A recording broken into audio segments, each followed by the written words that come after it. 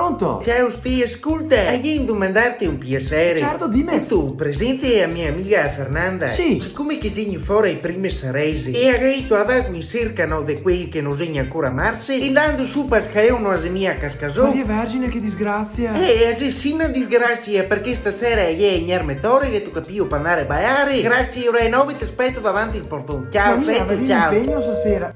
Pronto, Marisa?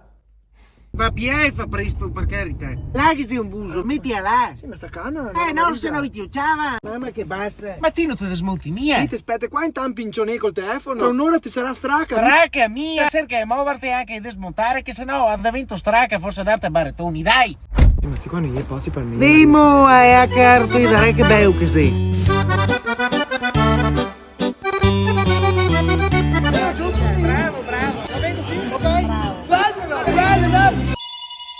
Chi sei questo che mi chiama? Pronto? Nonna Marisa, ciao. Volevo solo dirti che se hai bisogno ancora di un passaggio per andare a ballare. Ah no caro, non stai più preoccuparti Stia, perché a Fernanda è in casa da ospedale. Fa fortuna che non si è rotto niente e che ci ha passato tanta paura però. Mi dispiace, cioè no, sono contenta. Però sento cose, ti do conferma domani perché so che un po', siccome che non si è fatto niente a voi andare a perseguire.